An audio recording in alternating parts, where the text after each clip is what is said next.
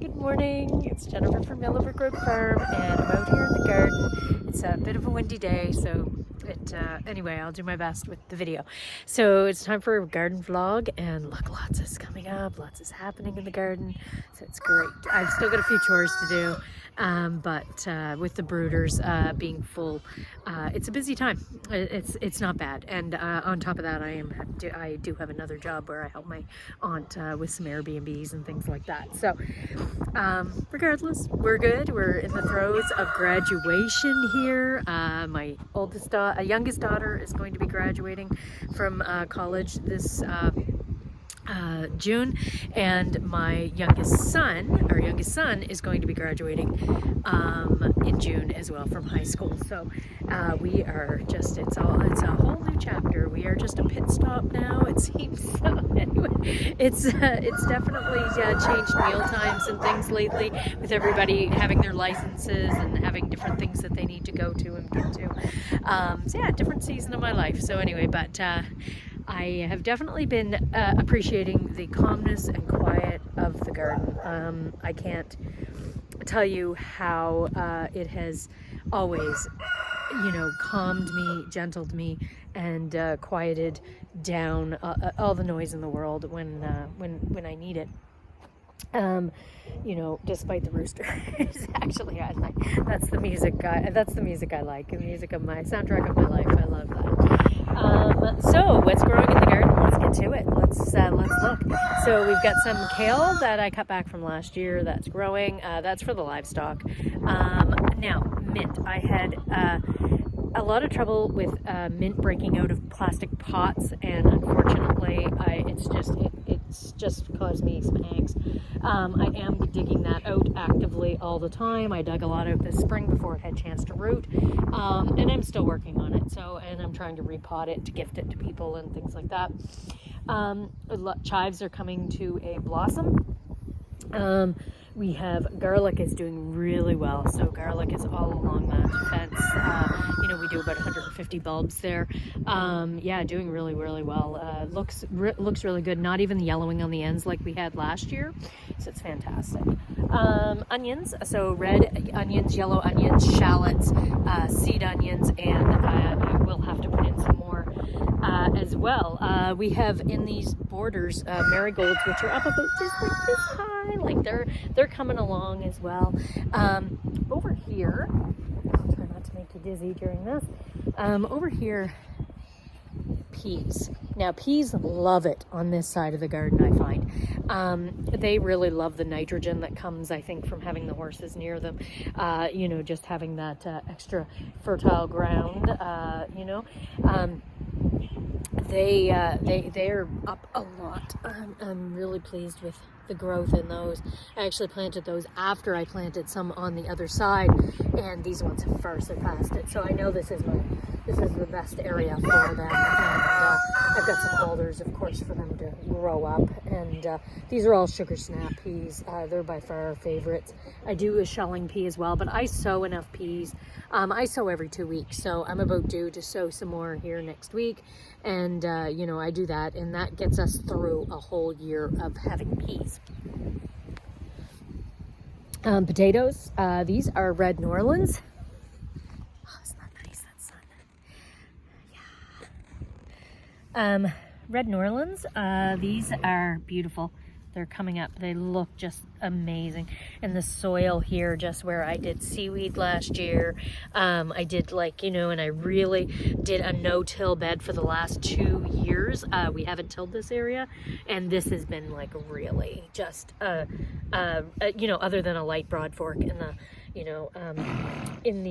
beginning, but otherwise it's been just really, really good. And we've got that eelgrass on there right now as a mulch, and I'm gonna have to get some more to top it up. Just it's been carried off by the birds and everything like that, but we should have a real good potato crop out of here probably mid-June or so. Probably near more the end. That's what I find funny around here. It's definitely an off season.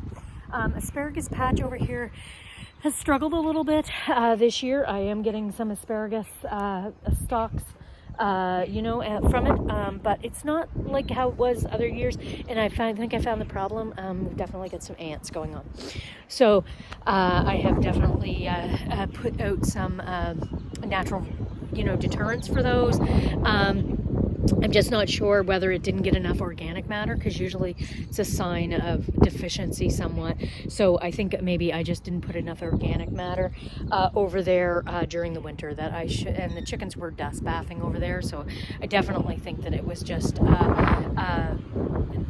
something wrong with the soil, and I will try to remedy that. This is borage. I had a lot of borage coming up, which is great. I'm gonna plant those up, give up some, but mostly I try to keep like a nice border of borage. We'll draw in those pollinators, and plus we love borage for borage tincture, all kinds of those things.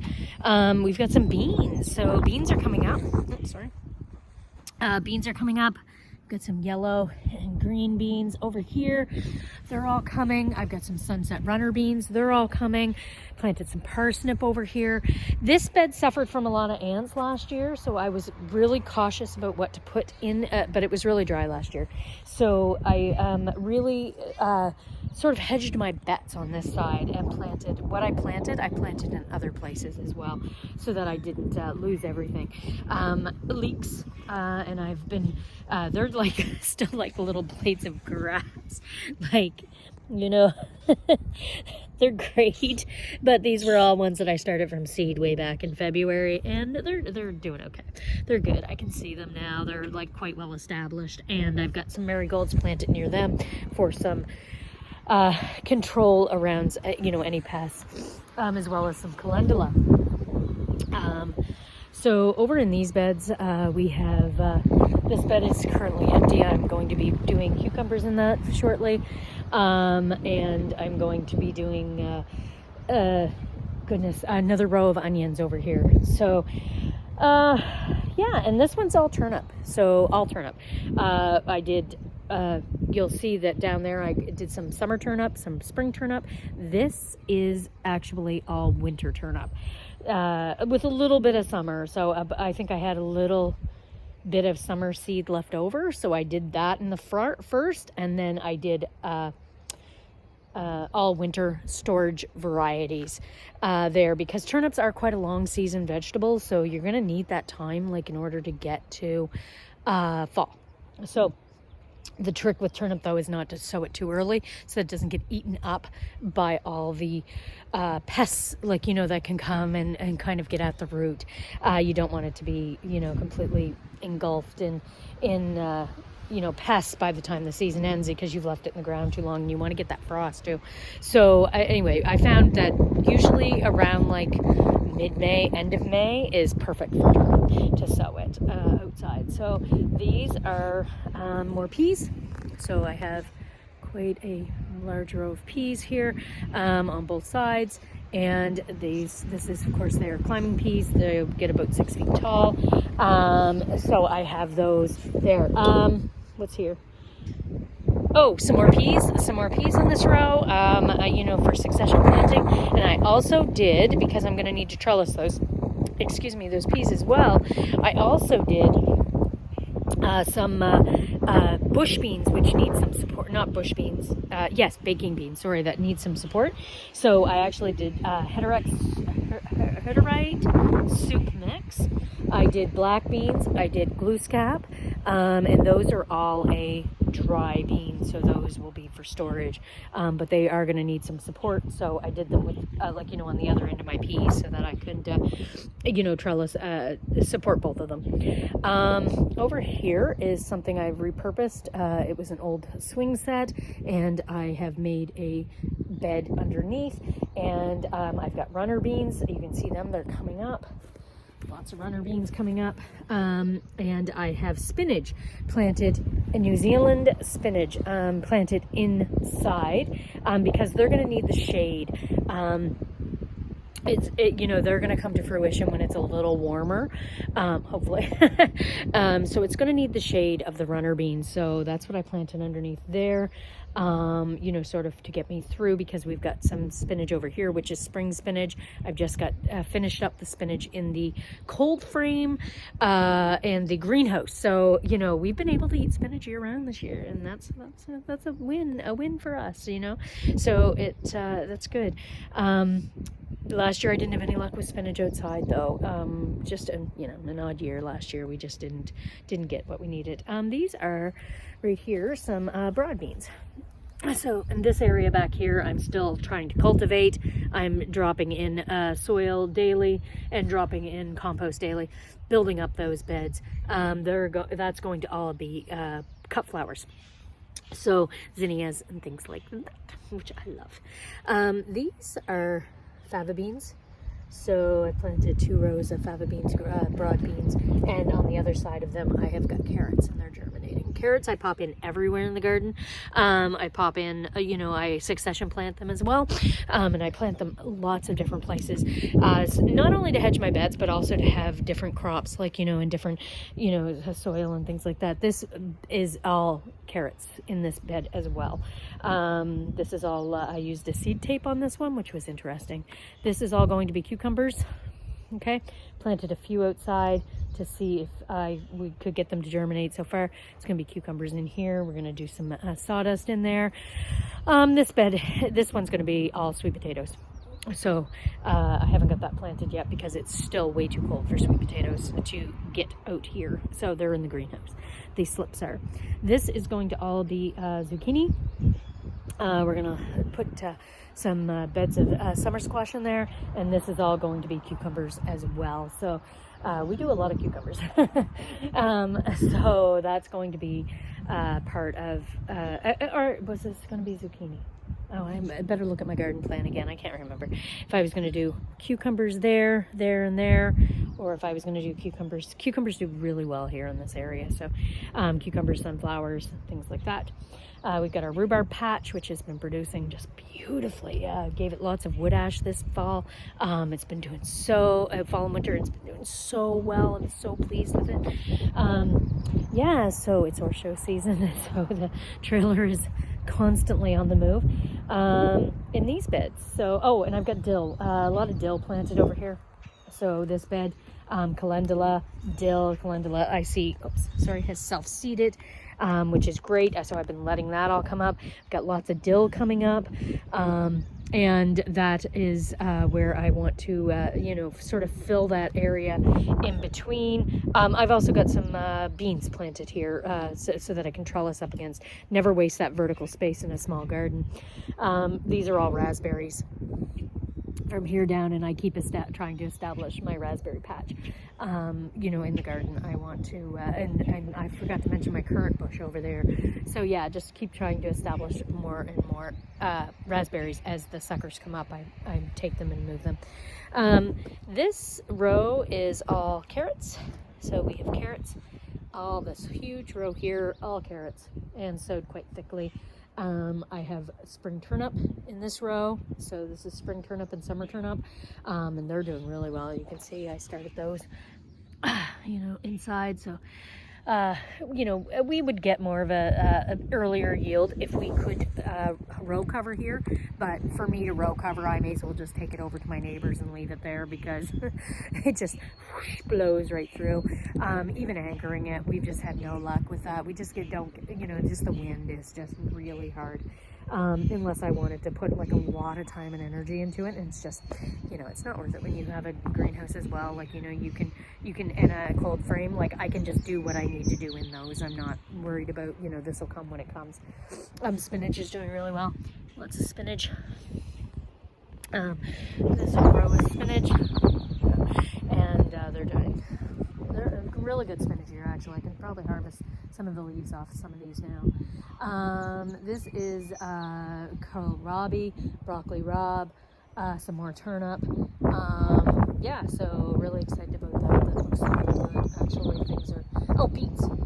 Sorry, yeah, whole row of beets here. Beets are coming along. I've got golden beets here and Detroit red beets. And I will plant another row of beets, possibly over there. But also, like I say, you know, I never have an empty space in the garden. So as soon as one crop finishes, I haul it, and I'm off with another planting. These are all fingerling potatoes. So this whole row is all fingerling potatoes, doing really well, look good. So hoping to get a harvest of those probably early July for those. They like a little more heat, and it's not as hot yet. Some beans over here. So I've got beans. I got to weed this bed today. Beans, green beans, Lewis variety and Jade variety. I have those here. As well as cabbage. So we have a lot of cabbage planted there. I don't have as much luck with it in the spring, but I am trying. I really like it. We really love coleslaw during the summer, so really like for that to work. Like, you know, like I say, just don't have a lot of luck with it during the spring. Much better in the fall. So I don't know whether it's just, you know, just something here that's just pest wise or whatever. I mean, I definitely do get the pest pressure, but definitely a better year this year than I've ever had. So yeah, it looks good. And again, like I mentioned, the peas, scarlet runner beans going up and over. What else do we have here? Oh, this will be for squash. So all the squash bed is all planted, is all prepped, ready to go. Going to haul those starts out here soon, and also probably start some directly from seed. And that's going in. I'm sowing sunflowers, squash. What do I have? I have a bunch of stuff that I'm getting ready to sow. So Swiss chard is all in behind here. This is all kale, and as you can see, it's going to seed. That is from last winter. So I planted that last August. You know, so it's all gone to seed. I'm going to let that go to seed. I'm going to save the seeds from it, and you know, which will be good and dry come June. I'm going to take those seeds, save those, and I'll feed the stalks to the livestock and then re-sow. I've got some perennial onions in this bed, and because they're like blades of grass, I really am just, you know, I got to weed that as well. Yeah, so that's a little bit about what's outside. So I'll take you in the greenhouse. Got some planters, some sage, some lavender growing there. Yeah, in the greenhouse. Looks a little pathetic on the tomato side. It's still too cold here for tomatoes, even out in the greenhouse. Okay, so because my greenhouse is not heated, it is not airtight, so it's still a little cold for that. Yeah, so I've got lots of tomato babies out here, and for some reason I'm getting a lot of these.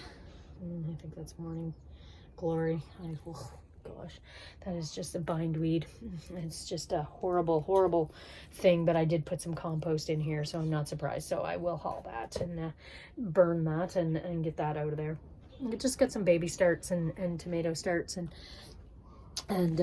you know, a cherry tomato plant, and you know, so I will get an earlier harvest. I've got some some sunflowers started, some petunias started.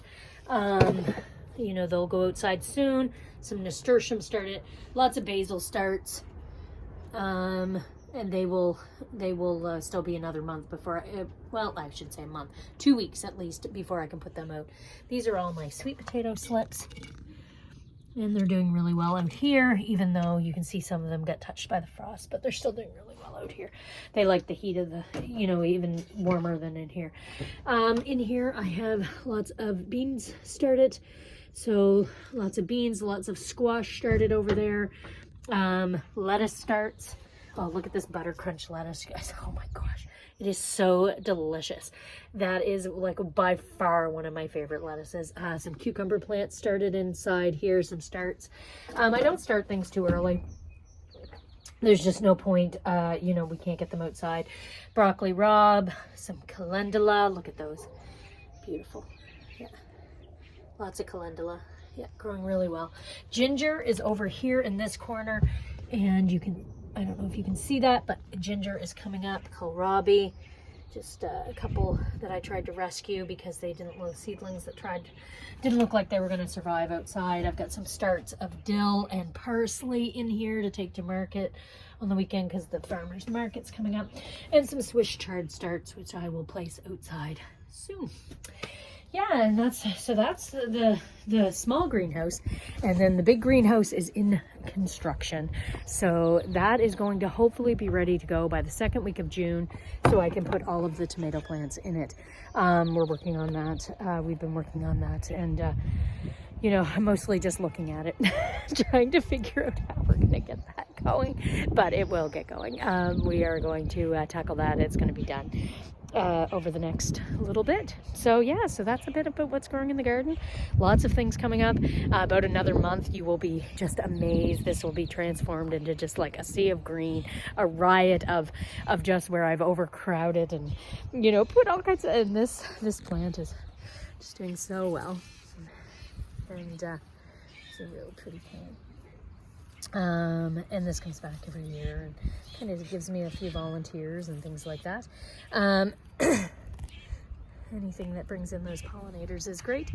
Yeah, and so that's a little bit about the garden right now, and I hope that you guys are feeling the vibe of a spring garden, and I hope that you know, as you go into summer, I hope that you have the strength and the fortitude to stick with the weeds. And you know, I've been trying to get out here every day, even just 10-15 minutes at night. If there's a couple real busy days, I still come out, and I always feel better when I've done a bed or two. And you know, and that's kind of how you have to bite it off, is just, you know, one bite at a time, one bed at a time, not be overwhelmed, you know, just so we don't get overwhelmed. Oh, I forgot to mention there's bok choy and lettuce and tatsoi all over there in those rows as well. So, and shallots. Definitely lots of stuff growing. But anyway, I hope that you all have a great day, and we'll see you probably about another couple weeks. We'll see what changes in the garden. Going to be lots of it, so I look forward to this season.